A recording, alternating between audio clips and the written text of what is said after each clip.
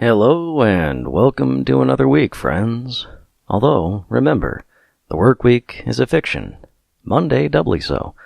We can get rid of them if we really want to. This is Social Justice Alchemy.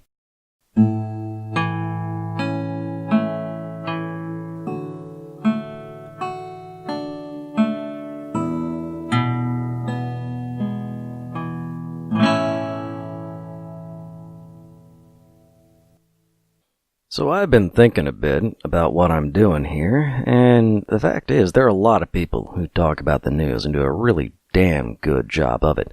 I really strongly recommend the YouTube channel Some More News. Covers the news with a really great comedic take. It's like The Daily Show if The Daily Show had spine. Now the thing is, a big part of this is me, screaming into the void, knowing no one's listening, as a way to get this shit out there because It's nasty out there. A lot of it doesn't affect me personally, but, I do care about other people, and I don't like what's happening. Nevertheless, I don't think it's really great for me to spend a heck of a lot of time, looking up news in an effort to come up with stuff to talk about every week. It's just not good for me. Instead, I'm going to scream about stuff I already know about, stuff that I think is harmful, but that people don't necessarily know about. What I'm going to try and do is, first, I'm going to keep on trying to record music. That takes a surprising bit of effort there. And I'm also going to talk a bit, occasionally, about news stuff that comes to my attention that I really want to talk about. But I'm also going to try and scream about skeptical stuff and social justice stuff on a more basic level, as well as lefty stuff. That is to say, I'm going to be talking about definitions and so on. Talking about things that I think people need to know about that they don't necessarily know about. There's a lot of woo-woo out there, which is, a way of saying there's a lot of bullshit out there that infects the left, and it's good to, fight that stuff. So I'll be working my way through the Skeptics Online Dictionary. I won't be talking about every entry in there. Some of it is just not all that interesting, but I will be talking about stuff from there. Largely, I think I'll be talking about pseudoscience and alt-med stuff when it comes to skeptical shit. I won't necessarily be doing a heck of a lot of research. I won't be trying to provide excessive links and citations, because I don't want to do a deep dive into everything. Instead, I'll just be providing a surface-level survey on this stuff. And that way, you'll know a little bit enough to maybe be able to counter the most obvious crap people come up with, and know enough to avoid some of the more obvious scams that you might get thrown at you. I'll also, like I said, be talking about social justice-y stuff, meaning that I'll try and do something similar, but from, a social justice perspective. I'll be talking about Vocab, social justice 101 stuff that people haven't necessarily encountered. So I'll try and work my way through some stuff there as well. Trying to come up with topics to talk about should be fairly easy. I don't necessarily have a handy resource available like the Skeptics Online Dictionary, but there is a social justice wiki out there that I once contributed to. I wrote the article on there for the United States. I don't know if it's still out there. I'll give it a look in about 5 seconds. But yeah, that's what I'm going to be talking about here, and occasionally screaming about the news, and playing music. A way to express myself and talk about something that I don't think is necessarily getting out there. Some of the woo-woo that infects the left.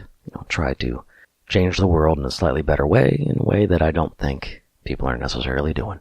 Alright, let's move on to a bit of music. This is Harry McClintock's Big Rock Candy Mountain. Hope you enjoy. One evening as the sun went down and the jungle fires were burning, down the track came a hobo hiking, and he said, "Boys, I'm not turning. I'm headed for a land that's far away beside the crystal fountain. So come with me, we'll go and see the Big Rock Candy Mountains. In the Big Rock Candy Mountains, there's a land that's fair and bright, where the handouts grow on bushes and you sleep out every night. And the boxcars all are empty and the sun shines every day on the birds and the bees and the cigarette trees, the lemonade springs where the bluebird sings in the Big Rock Candy Mountains. In the big rock candy mountains, all the cops have wooden legs, and the bulldogs all have rubber teeth, and the hens lay soft-boiled eggs. The farmers' trees are full of fruit, and the barns are full of hay. Oh, I'm bound to go where there ain't no snow, where the rain don't fall and the winds don't blow, in the big rock candy mountains. In the big rock candy mountains, you never change your socks, and little streams of alcohol come a-trickling down the rocks. The brakemen have to tip their hats, and the railroad bulls are blind. There's a lick of stew and a whiskey too. You can paddle on around them in a big canoe in the big rock candy mountains. Hey, the big rock candy mountains, the jails are made of tin, and you can walk right out again just as soon as you are in. There ain't no short-handled shovels, no axes, saws, or picks. Oh, I'm bound to stay where you sleep all day with a hung jerk that invented work in the big rock candy mountains. Oh, I'll see you all this coming fall in the big rock candy mountains. What do you think, baby girl? You want to go live in the big rock candy mountains? No bulldogs to worry about there.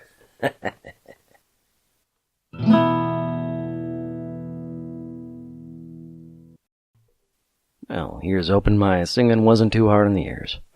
Alright, the first thing I'm going to talk about here is one of the first entries in the Skeptic's Online Dictionary. I'm not necessarily going to go just strictly in alphabetical order, but it sure as hell makes things a lot easier to organize. And we're going to be talking about acupuncture.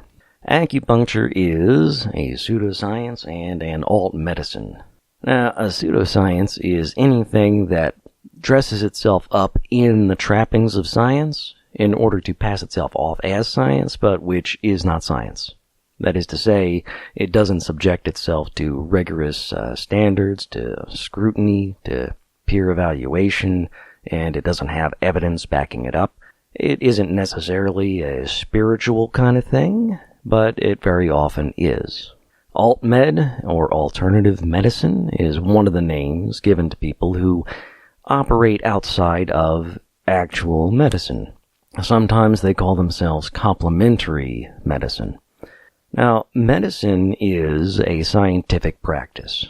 Because the human body is a complicated and messy thing, and because it comes in many varieties, medicine is often very, very difficult. Difficult to learn, difficult to practice, and difficult to find the correct answers. And that makes it fairly easy for alternatives, fake medicine, to slip in the cracks.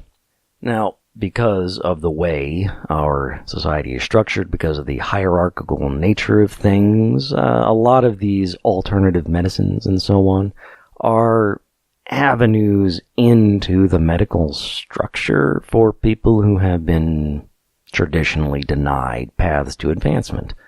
So very often, you'll find people from lower socioeconomic backgrounds trying to find some way in.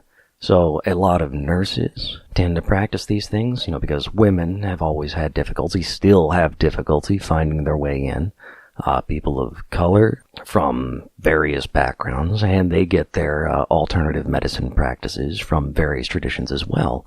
And they also, both women and people of color, all minorities, have had strong reason to distrust and, in fact, fear the traditional medical structure. Medicine, doctors have a very pronounced tendency to downplay medical problems in minority groups. Remember, minority.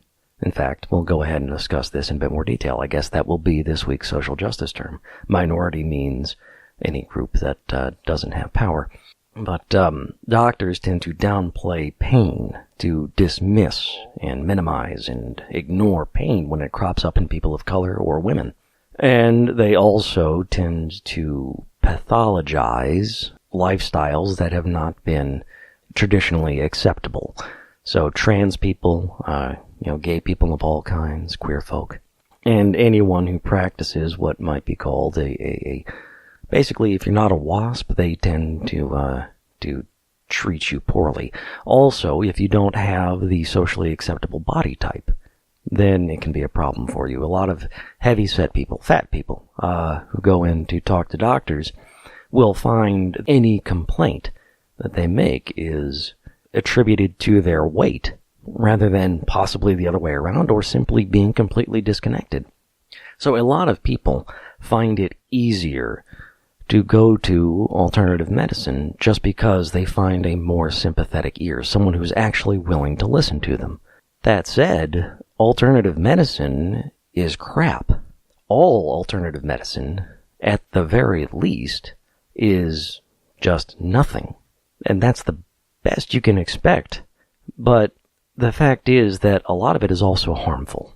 And acupuncture, remember I was talking about acupuncture way back at the beginning of this, acupuncture exemplifies that quite well. At its, simplest, acupuncture is the idea that you can heal people by poking them with needles. It talks about these flows of energy through the body, and be very suspicious of anyone who talks about energy, especially flows of energy. Ask them to define energy, and if they're not talking about potential energy and stuff flowing downhill, they don't talk about potential energy landscapes and so on, then it's not a scientific understanding of energy, and they're probably just making up bullshit. The only flows of energy through the body are your blood vessels, pretty much. Those carry nutrition and oxygen through your body, and that is the only way energy is transported through your body, right? Well, not entirely. There's also the nerves, but that's kind of like falling dominoes. You're not really transporting energy. The point is that these chakras, these flows of energy, these ley lines, whatever they call them, they are not flows of energy through the body, and you cannot redirect them by, as acupuncture says, poking needles very lightly into their skin. Now, there are, variations on acupuncture. Sometimes they try to electrify the needles for some reason. Sometimes they'll burn things like herbs or roots on your skin. Sometimes they'll massage instead of poking you with needles. Sometimes they'll use suction cups to give you really nasty hickeys, basically. But no matter what, acupuncture is not actually doing anything. Now, that is the least invasive practice of acupuncture, and it's relatively harmless, except that you're not getting any actual medicine. But it can get worse. Like I said, the bit about suction cups, that's called cupping, and at its mildest, it just gives you a mild hickey, but people can be injured by cupping. It is causing mild injury to the body, and if you do it over and over and over again on the same spots as these people are doing, because remember, they think that they're tapping into some sort of mystic energy, and that it's flowing through certain points, and thus they're doing the same thing to the same spot over and over again. It can cause severe damage to the tissues. People have ended up with effectively second or even third degree burns just from the repeated damage caused by these suction cups. But it can get even worse than that. There's a variety of acupuncture called acupuncture, where instead of using needles, they use live bees. And that is as stupid and dangerous as it sounds, because repeated exposure to bee stings can cause sensitivity. You can become allergic to bees and wasps just by being stung. And people have, in fact, died from acupuncture. So, acupuncture doesn't do anything, at the very least, and at its worst, it can be harmful or even fatal, like I said, depending on the variety they use. Now, very often, when discussing alt meds, people like to bring up the placebo effect. Some of you may be hammering at your keyboards right now, some of you may have heard, if you've tried to argue about this at all. The placebo effect is a psychological effect. It is not a real medical thing. It's just that we like knowing that people care, and that people are taking care of us. The placebo effect is something you have to take into account for any sort of medical trial when you're trying to study medicine, because people will report that they are feeling better, and they actually do feel better just from having come in and seen a doctor. And we can't discount psychological and emotional effects of treatment and so on when people are seeing a doctor. It's one of the reasons why the modern profit-driven medical industry is kind of crap. It's because doctors don't have time to actually sit down and care about patients. But the fact is, you'll get the placebo effect no matter who you go to see, and it won't actually heal you of anything. So if you're going to get the placebo effect, you might as well get the placebo effect from an actual doctor who will give you real medicine. So there you go. Acupuncture. Another pseudoscience, another alt-med, not worth caring about. But while we're on the topic, what do we do regarding people who are practicing alt-meds like acupuncture? Are they bad people? Well, yes, some of them definitely are. When it comes to alt-meds, pseudoscience, and woo-woo like this, everybody's going to fall somewhere on the line between people who are knowingly practicing this fake bullshit, knowing it's fake, and there are others who genuinely believe. I have a friend who went to school, studied for years to become an acupuncturist, and currently works doing exactly that. He genuinely believes. He's not a bad guy.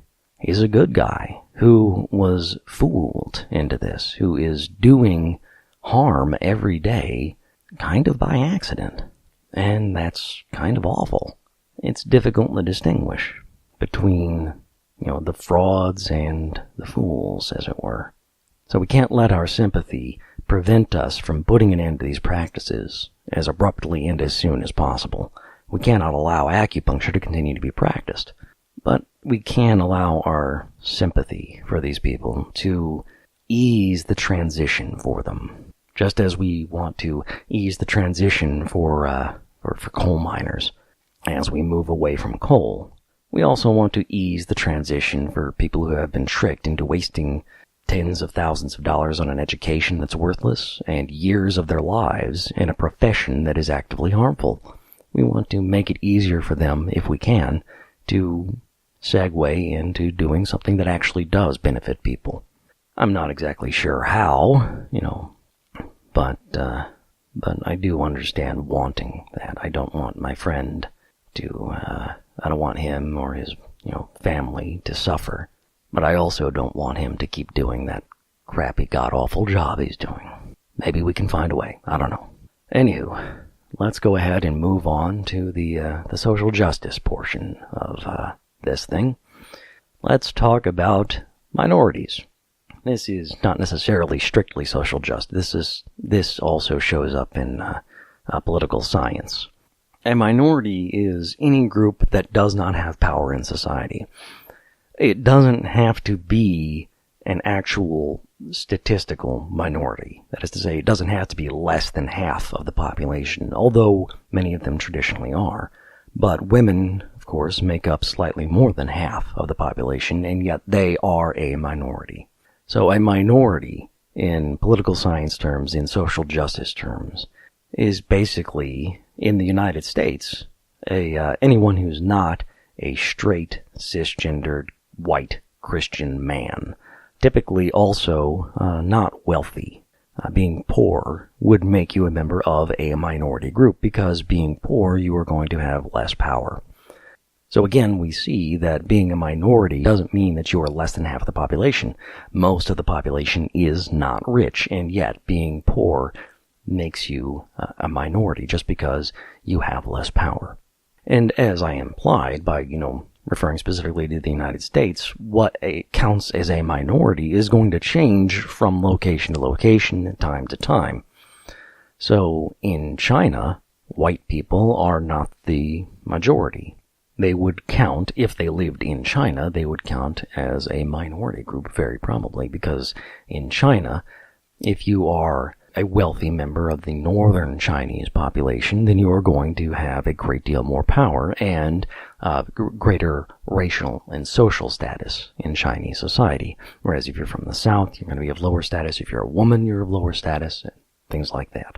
So this fits within intersectionality, which is something that I will probably be devoting time to as well. But I'll do that in another episode. So for now, for this episode, we've discussed acupuncture and we've discussed minorities. Let's move on and talk about a little bit of news, why don't we?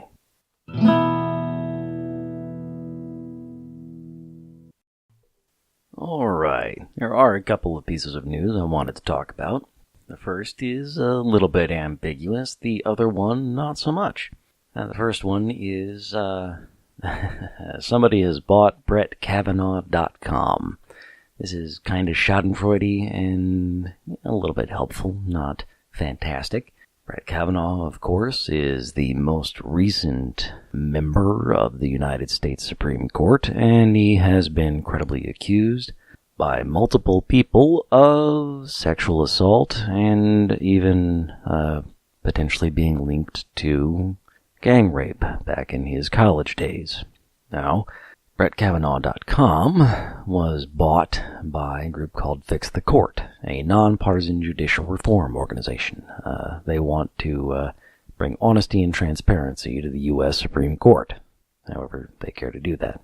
Whatever. More power to them. Won't happen while the Republican Party still exists, but what are you going to do? Now, what they've done is, the splash page is, a picture of the Supreme Court with "We Believe Survivors" in big bold letters over top it. That's great.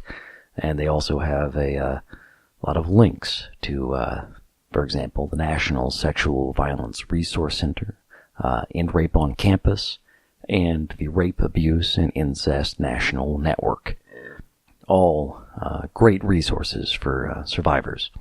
Now, this is, not a huge thing, but it's kind of flashy, kind of public, and, the fact is that every little bit we can do to change our toxic, shitty culture and make it easier for victims to come forward and find reparation and justice is a good thing. Everything that will make it a little bit less likely for people to commit assault and rape is a good thing.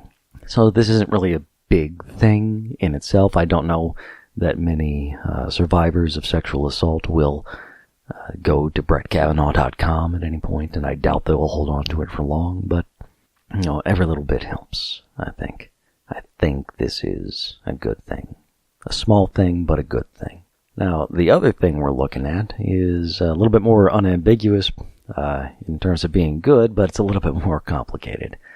Former graduate student, now PhD, a postdoc currently at UC Berkeley, once a grad student at UC Berkeley. I'm probably going to butcher her name, but I'm going to try. Urmila Mahadev, not certain. She solved a couple of big, important problems when it comes to quantum computation. Quantum computers are, they've always been kind of, hopefully, the next big thing, for, longer than we've really even had computers. A computer operates using electronic bits. Is an electron present or is it absent? 0 or 1. And from, that tiny piece of information, you can build more complicated math, you can build logical statements, sentences, and so on, and all computers use these electronic bits. And having lots and lots of them lets them do really awesome things. All of our computer games, computer graphics, the internet. A quantum computer, instead of just being 0 or 1, could have, any value in that bit. It would be able to do a lot more work with that bit, have a lot more information stored in those bits. You'd be able to put a lot more power and information into a smaller place using a quantum computer. The difficulty, of course, being, how do we get this to work? How do we make it happen? How do we get a quantum computer to do anything? How do we know that it's actually done something? And how do we know that it's gotten the right answer? And that right there is pretty much the limit of my knowledge about quantum computers. So I'll stop with that. But Mahadev spent 8 years working as a grad student, solving a number of very serious, very important problems, and apparently has found a way to, to bell the cat, as it were, to put the bell on Schrodinger's cat, to harness quantum computation, to make sure that it actually does the work you want it to do, and as a result, is getting a lot of recognition. Her paper solving this problem was voted the best paper of the conference she was at. She's now a postdoc there at UC Berkeley. She's done a lot of great work here. I don't know that quantum computers are any closer than they were a year. Well, they are closer than they were a year ago, if they're at all possible. So, hooray for her. And it's I think, important to highlight the great strides made by anyone, but especially women or people of color, or, as in Mahadev's case, a woman of color in a STEM field, because they are far too often ignored. And this apparently is a really, really big stride, and it needs to be highlighted. I think that'll do it for the news.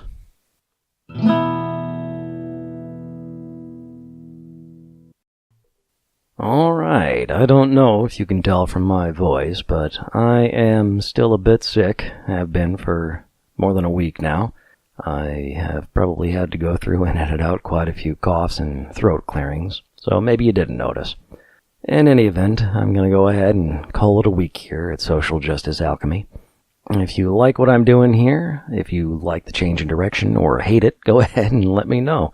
You can find me at my YouTube channel, Social Justice Alchemy, or you can give me feedback on my blog, surgoshan.blogspot.com. You can also follow this as a podcast, the Social Justice Alchemy podcast over at Buzzsprout. You can find that on YouTube. Not YouTube. You can find that on iTunes. Motherfucker. You can find that on iTunes. If you're looking for something a little bit more lighthearted, then you can also find me over at dungeonsanddebacles.com. That's a Dungeons and Dragons podcast hosted by my friend Kevin. A group of us are trying to alter the paradigm by which the world of Suel operates, by unleashing an ancient evil to destroy the shit out of everything. Go ahead and give that a listen. It's a lot of fun for me. Hopefully it will be for you too. Alright, I've been your social justice alchemist, John Brockman. See you next week.